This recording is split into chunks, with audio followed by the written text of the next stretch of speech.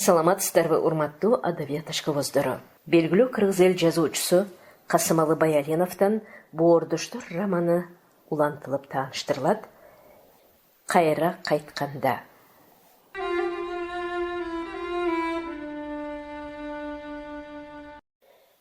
Чаквада безгек оорусу менен оорубаган адамдар чанда гана болбосо, көпчүлүгү ооруп карысынан жашына чейин ичкендери хина дарысы. Бул оору Рудольфту дагы тууруп, акыры аны анда-санда калтыратып жыга турган болду.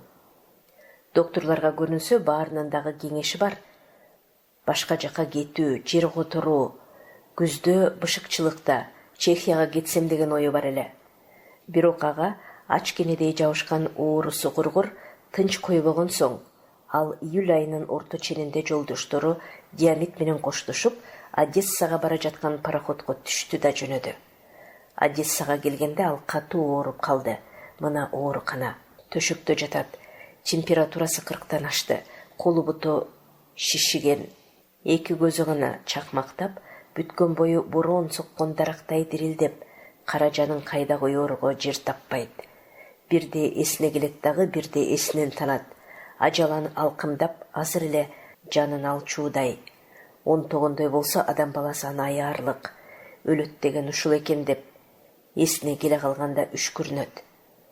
Батумиде бир кештеп, бирге турган жолдоштор арасында же элине Чехияга барганда өлсө анда арманы болбойт эле.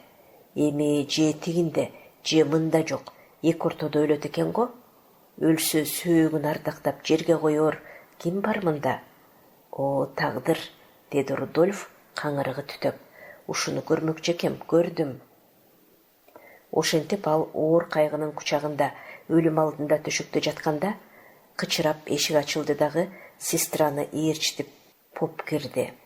Поптун жерде узун сакалы бар, үстүндөгү шөлбүрөгөн кең халатынан чоң курсагы көтөрүлүп турат.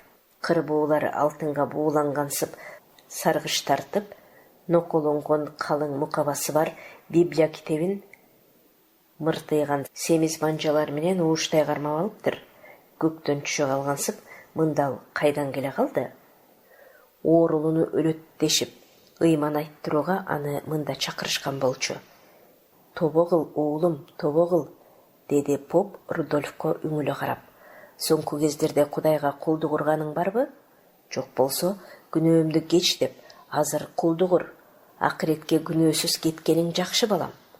Рудольф жаман көз менен аны акырая карады.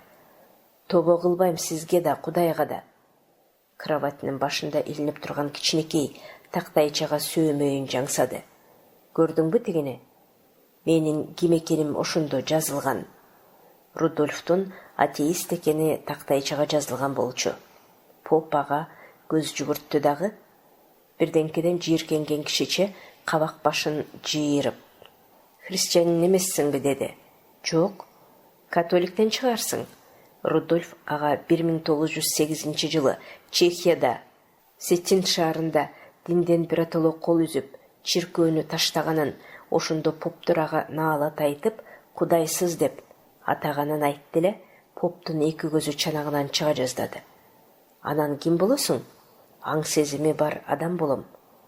Ой, боже, деди поп, корккон иттей четке жалт бурула берди.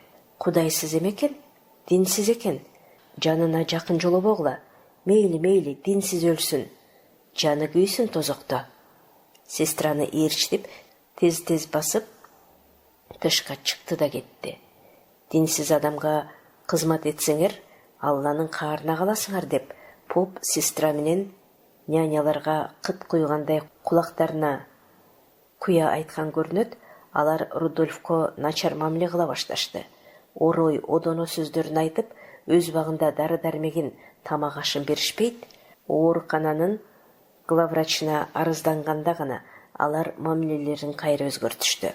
Рудольфту батыраак өлсүн деген поптун тилеги ташкаап, бир ай дегенде сакайып, мынеме ал батышка карай бет алып кетип бара жатат.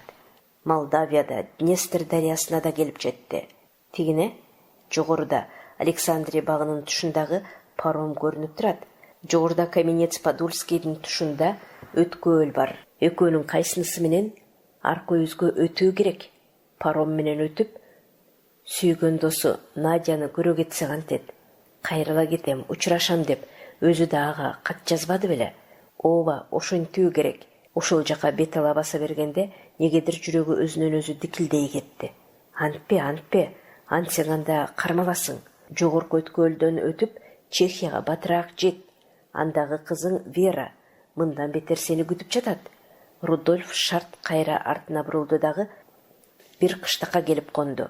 Эртеси андан темир жол станциясына жөнөмөкчү боло бергенде Сараевода эрцгерцог Фердинанд өлтүрүлүптүр.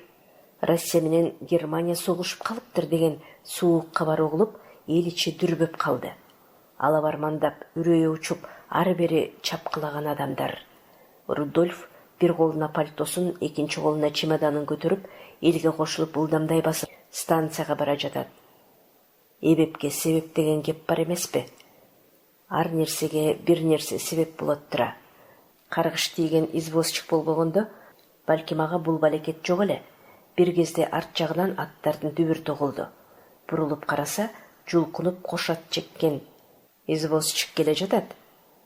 Жөө бара жаткан жолоочуну фаэтонуна сала барып, акча тапкысы келди окшойт, аттарын тык токтото калды. Эй, жаш жигит, отур мында, станцияга жеткирем. Станция көп анчалык алыс эмес, тигине. Анын имараттардын төбөлөрү көрүнүп турат. Анча жерге акча төлөп, фаэтонуңа түшүп, Рудольф эмне кылсын?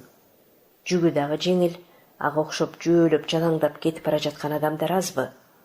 Элге кошулуп, станцияга жөөлө барарындагы ага айтты да өз жолуна түштү.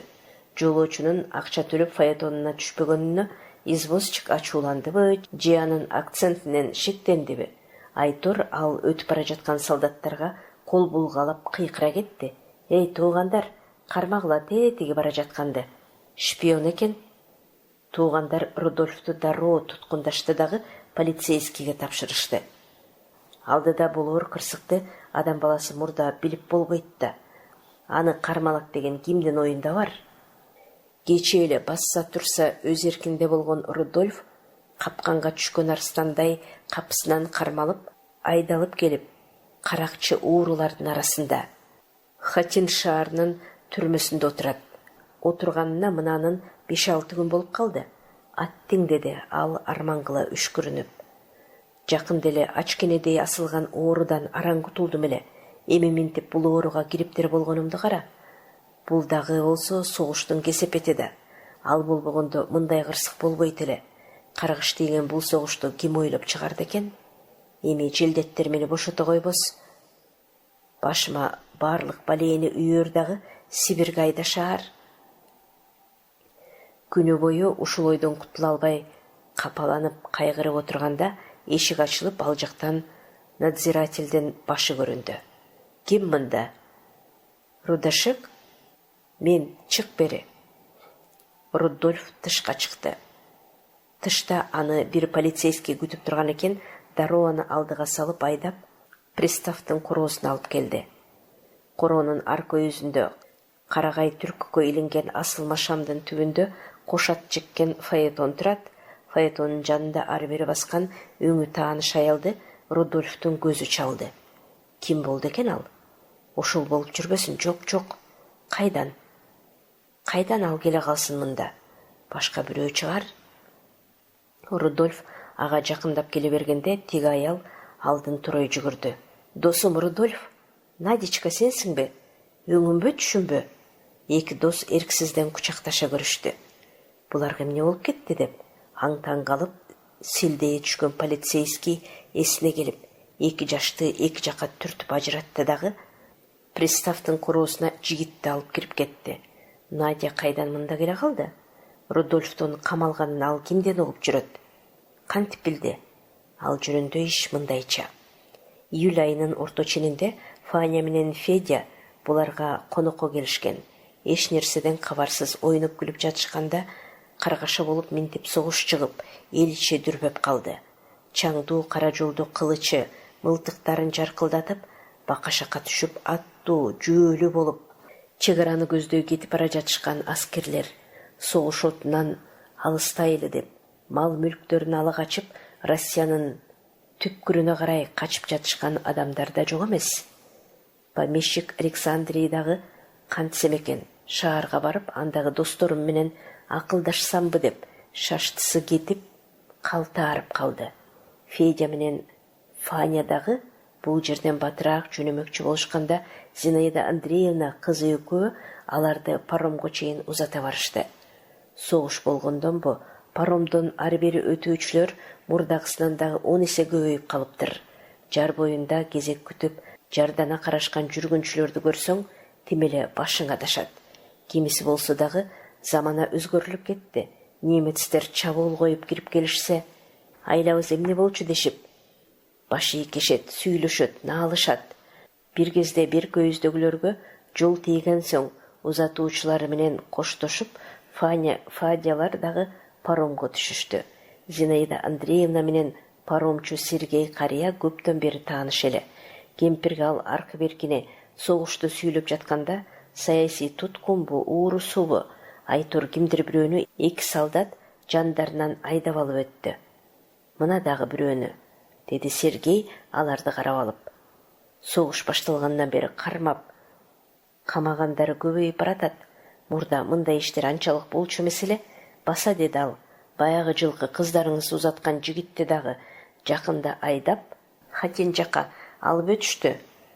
Кайсы жигитти айтасың? Түшүнбөй жатам. Мен аны кайдан билейин, кыздарыңыз билбесе.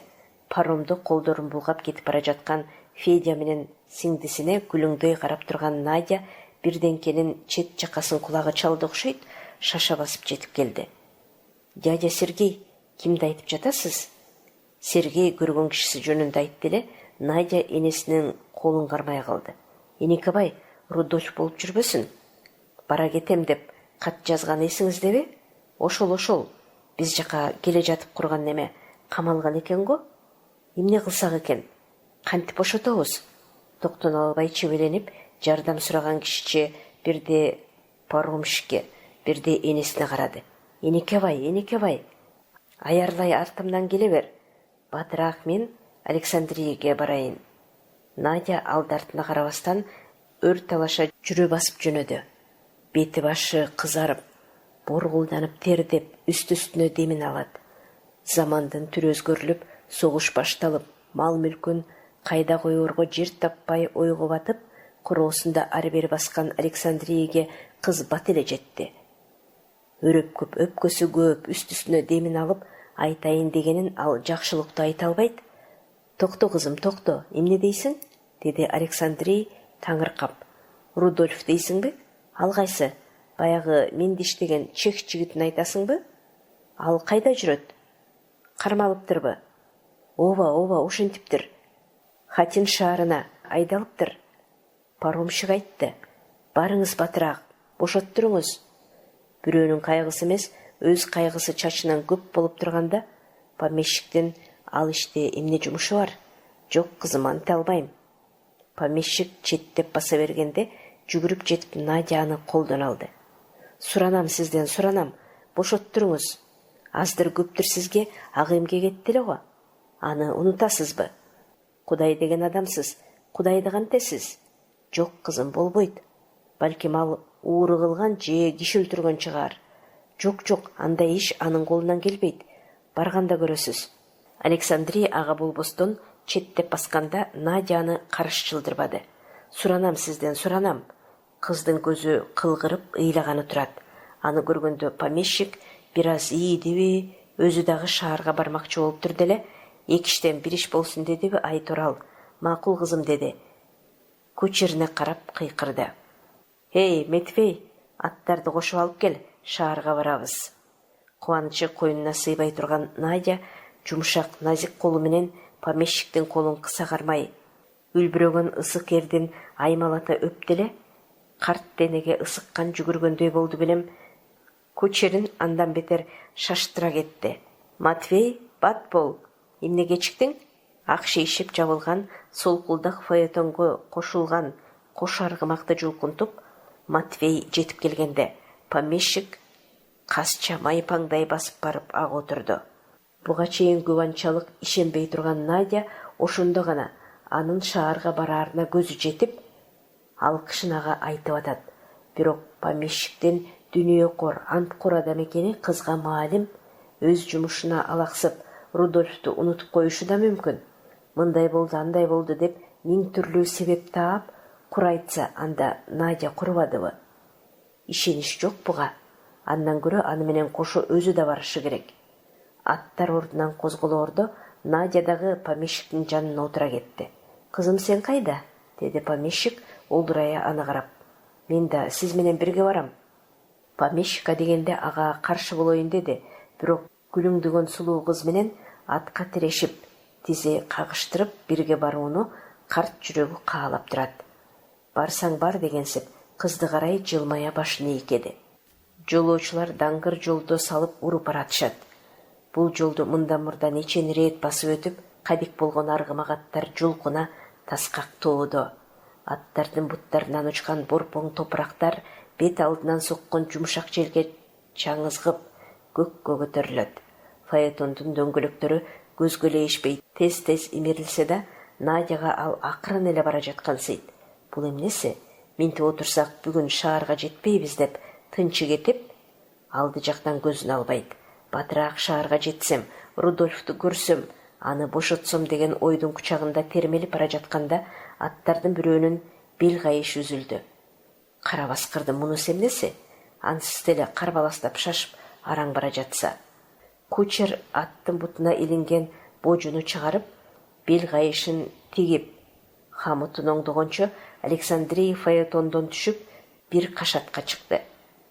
Жайкы жаратылыштын сулуулугуна суктана оң колун чекесине серепчилеп, чар тарапка көз чаптырат.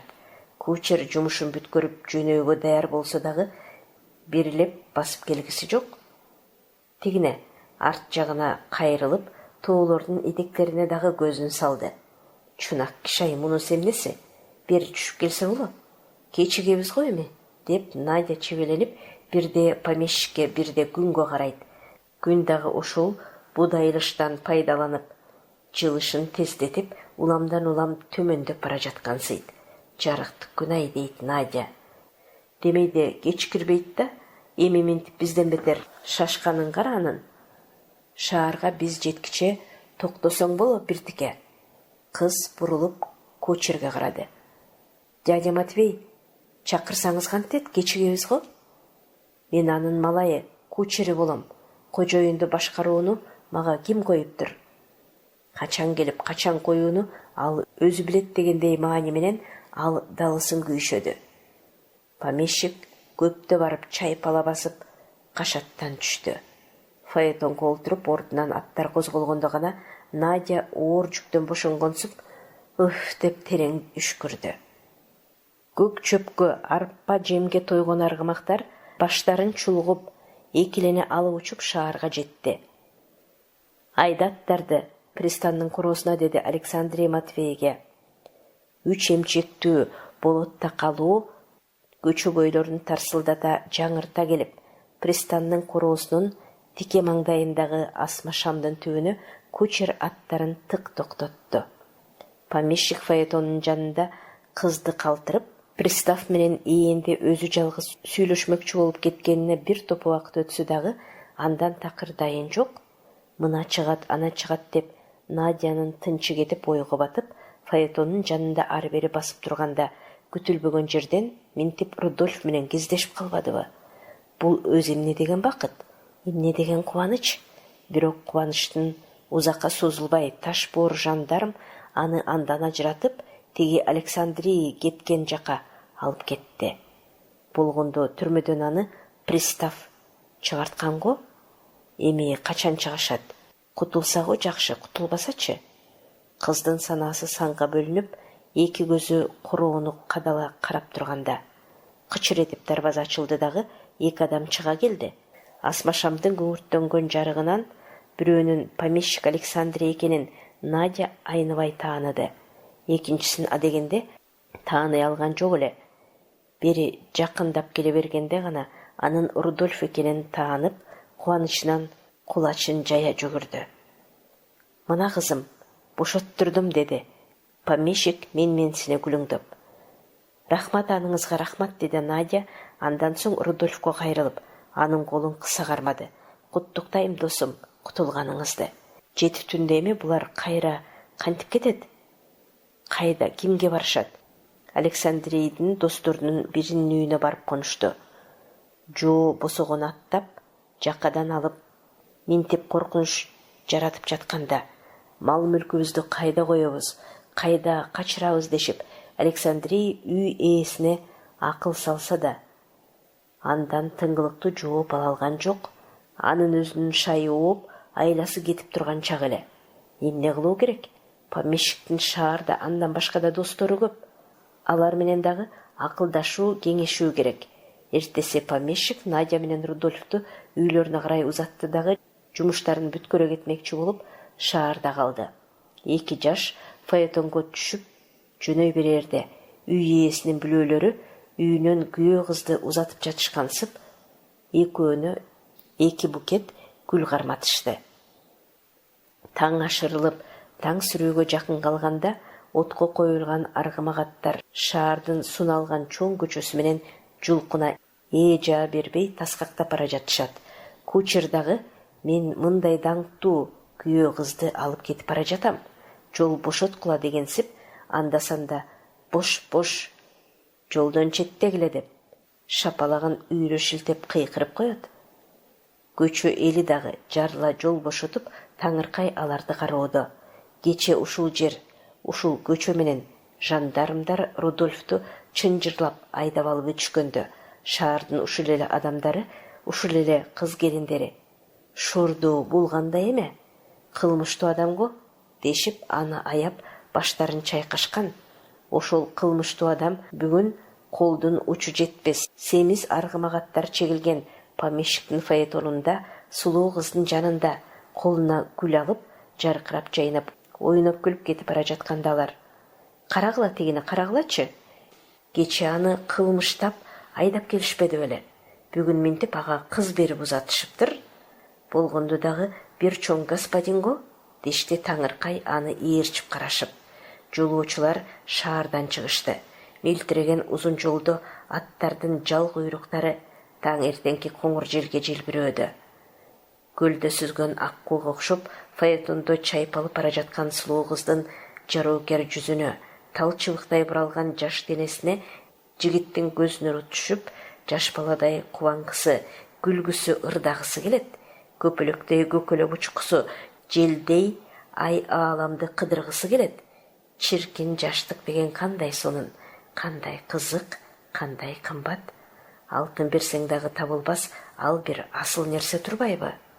Кыздын адамгерчилиги бар, адал жүрөк, боорукер, асыл адам экенине жана да атайын алыстан чапкылап келип, түрмөдөн аны бошоттурганына жан жүрөгү жибеген Рудольф эң бир жылуу, эң бир жумшак, эң бир назик сөздөр менен ага алкыш айтмакчы болот.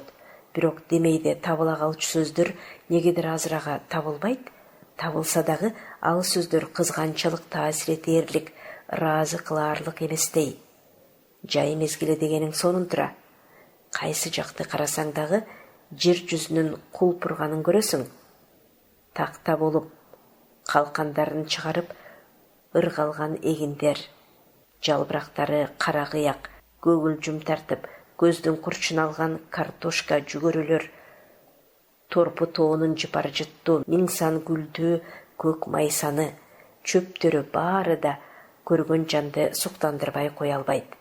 Жаратылыштын ушул кооз көрүнүшү Надяны Рудольфко ого бетер сулуу, ого бетер сүйкүмдүү көрсөтүп бара жатат. Мурда баягыда суу боюнда аны кучактайын, өбөйүн десе, колго түшкөн иликтей жүрөгү тыбырчылап: "Токто, Рудольф, токто. Алыста сүйгөн жарың бар, аны кантесиң?" деп купуя ага шыбырап, кыздан аны алыстаткан болсо, эми ошол азоо, чалпоо жүрөк андай эмес. Тагдырга моюн сунган, жоошуган, кайда барсаң эми чек ара минтип согуш чыгып бекип отурат. Эми сен Чехияга өтө албайсың, кой эми андан көрө үйлөн ушуга деп кайра анын жан сезимин козгогон сүйт. Бирок бул оюн азыр эле ага шарт айта салууга кудурети келе алган жок. Айтса эле андай болгондо баягыда мени неге боздотуп таштап кеттиң деп жемелүү сөзү менен кайтаны уялтканы тургансыйт. Жок, азыр айтпайын. Үйүнө барганда эптеп ыгын таап айтайын, деди Рудольф өз ичинен. Рудольф ушундай терең ойдо келе жатканда досунун анысын сезип, жардамга чапкан кишидей Надя өзү сөз баштады. Кымбаттуу досум, менден алыстап каштың эле. Мына эми кайра келип колума түштүң. Мен эми сени эч жака жибербейм. Баядан берки Рудольфтун ою дагы жүрөгүнүн тынымсыз соккону да ушул эле. Жан курбум, алтыным, деди. Андан аркы сөзүн эмне деп улантаарын биле албастан Надянын колун кыса кармап, жылмая карады. Ал да ага жылмайды. Кайымдашкан жылмаюуда эмнелер жок дейсиң? Сүйүү, сүйүлүүнүн күчтүү жалыны да, ичке назик сезими да ошондо. Андай сезим, андай сүйүү бар жерде толкунданбай жаш жүрөктөр тура алчубу? Алды жакта боло турган сонун турмуш, кызык өмүрдүн айныбас антын, бузулгус шертин билгизип, кучакташа сүйүштү.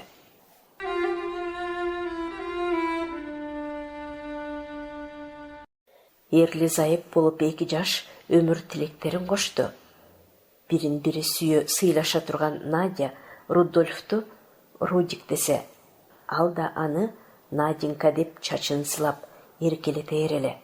Каш серпишип каяша, жан ачытып жаман сөз айтуу булардын үч уктаса түшүнө да кирбеген иш. Аттең, эрли зайып ушинтип бирин бири сыйлашканына эмне жетсин? Эки жаштын жакшы, сонун мамилелерин көргөндө, жылуу жумшак сөздөрүн укканда мээримдүү эне, "О, теңирим", деди. "Тилегим ушул эле, тилегимди бердиң.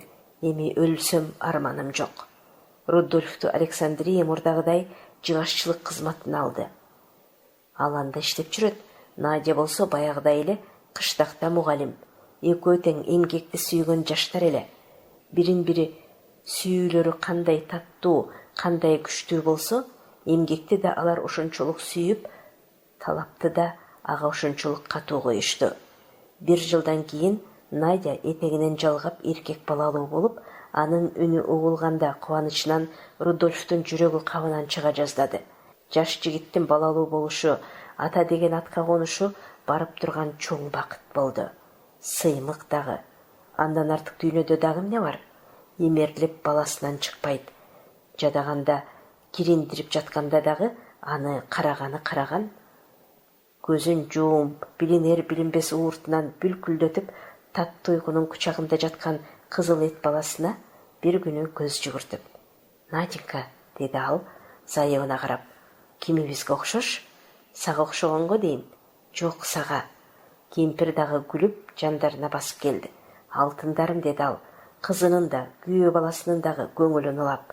"Карагылачы, балаңар экөөңөргө тең окшогон. Көзү Надяга, мурду атасыныкына окшоптур." "Эми балдарым", деди Зинаида Андреевна, "балаңардын ысымын койсоңор боло. Эмне деген кеп, ушул күнгө чейин ысымын койбой?" Ысымга дегенде ары кетишти, бери кетишти, аны айтышты, муну айтышты, акыры келип, элге тынччылык болсун, согуш бүтсүн деп илгери үмүт, жакшы тилек менен баланын ысымын Мирослав коюшту. 2 жылга жетпей Надя дагы бир кыз бала төрөдө эле. Элге эркиндик таңы келсин деп ысымы Света болсун дешти. Батышта согуш кабары өтө катуу. Согуш тилкеси берилип, немецтер Польшаны бүт басып алды. Белоруссия менен Молдавия коркунучта.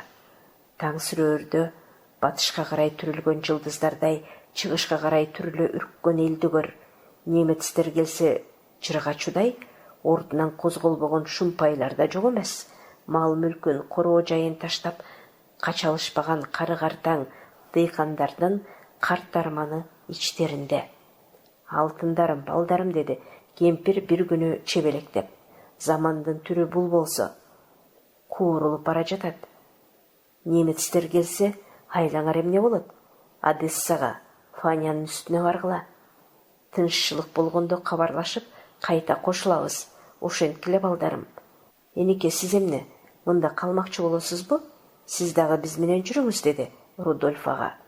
Күйөө баласынын сөзүн Надя дагы коштой кетти. Ошент элек, ошент. Сени кантип таштап кетебиз? Жок, деди кемпир башын чайкап. Көрүү катты сүйрөп кайда алып барам? Силерге жүк болбой, ушунда эле калайын. Менден кам санабагыла, балдарым. Мени немецтер эмес, Кудай деле албайт. Күйөө бала кызы канчалык айтса да, өтүнсө да, кемпир өз билгенин берер эмес. Ерлі зайып энеси менен эзилише коштошту да Одессага жөнөштү.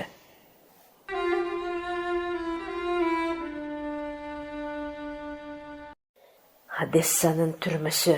Түрмөнүн камераларынын биринде Рудольф отурат. Андан башка мында адамдар көп. Орто бойлуу, кең ириңдүү, бүркүт кабак, чыгыш эли түспөлдөнгөн бир жигит менен ал таанышты. Ал жай сураша келсе, ал Мамбет Сүйүнбаев деген Орто Азиялык кыргыз жигит экен. Ой, деди Рудольф таңыркаяны карап. Алыстан келген турбайсызбы? Качан келдиңиз эле бул жака? Эмнеге минтип камалып жүрөсүз? Тагдыр, деди Мамбет. Тагдыр айдаса, башка баардык нерсе келет тура. Айтыңызчы, сиз өзүңүз ким болосуз? Сөздөрүңүзгө караганда, сиз орус адамы эмессиз го? Ооба, чех элинен болом. Баса ошондой деңиз. Бул жака качан келдиңиз эле? Сизди эмне себеп менен камашты? Айтсанын себеби толуп жатат. Ошентип эки ортодо алым сабак сөздөр болуп, бара-бара жакындашып, достошуп кетишти. Рудольф ага аңгемелеп баштан өткөн окуяларын айтканда, Мамбет, сиз да мен шекилдүү талай азап тарткан адам турбайсызбы, деди. Өзү да ага өмүр баянын айта кетти.